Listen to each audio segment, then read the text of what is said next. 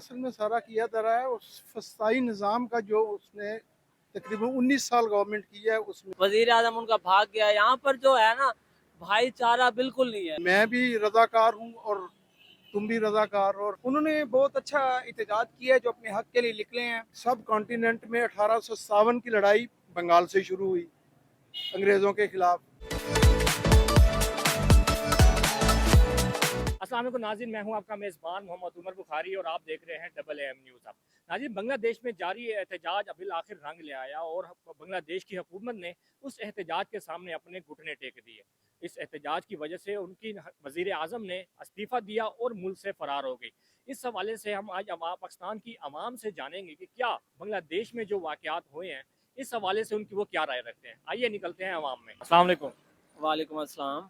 जी sir, Bangladesh में जो वाक़यात बने हैं, लोग अवाम रोड पर निकली और इनकलाब आया है, उसके हवाले से आप क्या कहना चाहेंगे?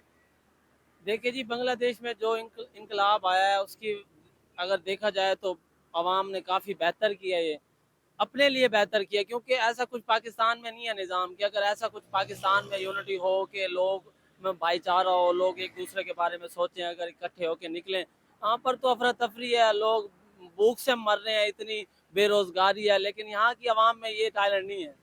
वो निकले हैं बाहर, उन्होंने इनकलाब लाया है जिस वजह से उनका वजीर आजम भाग गया है।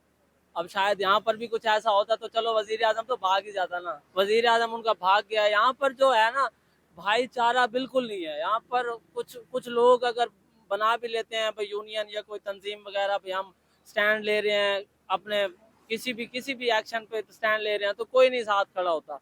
कुछ होते भी हैं तो वो थोड़ी सी पब्लिक कम होती है, उससे कोई एक्शन नहीं होता, उससे कोई स्टैंड नहीं होता। जब जब पूरा पाकिस्तान इकट्ठा होके गली गली कूचों कूचों में निकलेगा तब जाके कोई सुनवाई होगी। उन्होंने बहुत अच्छा एहतजाज किया है जो अपने हक के लिए निकले हैं।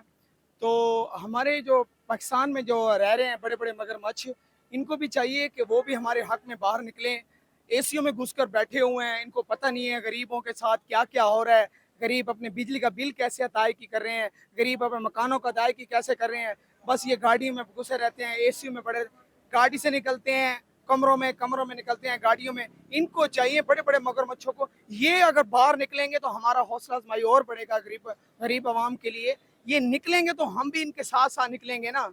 ये असल में सारा किया धरा है उस फसाई निज़ाम का जो उसने तकरीबन 19 साल गवर्नमेंट की है उसमें। अपने लोगों को नमाजती रही है, दूसरे लोगों को मारती रही है, बल्कि किसी को भी बोलने की इजाज़त नहीं थी।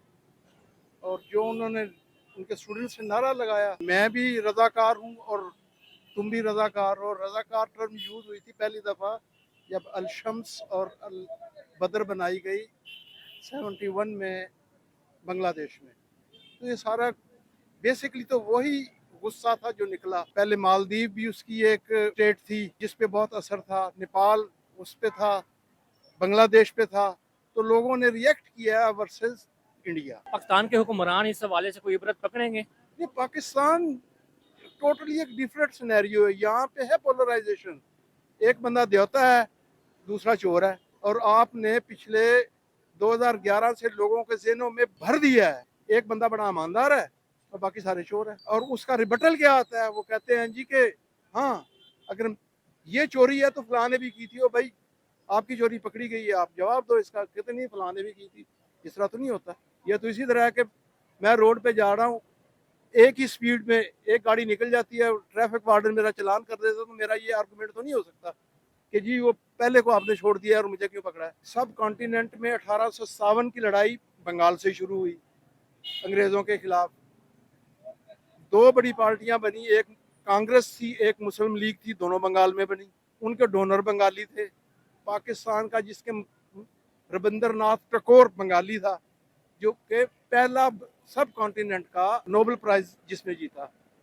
तो वो आपसे पॉलिटिकली वो आपसे बहुत आगे हैं। और जब हम पाकिस्तान मूवमेंट देखते हैं तो जो 1947 तक या जितनी भी बड़े बड़े लीडर थे वो सारे बंगाल से थे। जी नाज़रीन, आपने लोगों की राय जानी। ज़्यादातर लोगों का यही कहना था कि जब तक आप रोड पर नहीं निकलेंगे, अपने हकूक़ के लिए नहीं बोलेंगे, आपको इंसाफ नहीं मिल सकता। इस हवाले से आप क्या कहते हैं, अपनी राय का इजहार ज़रूर कीजिएगा और इसी के साथ अपने मेज़बान मोहम्मद उमर बुखारी को दीजिए इजाज़त।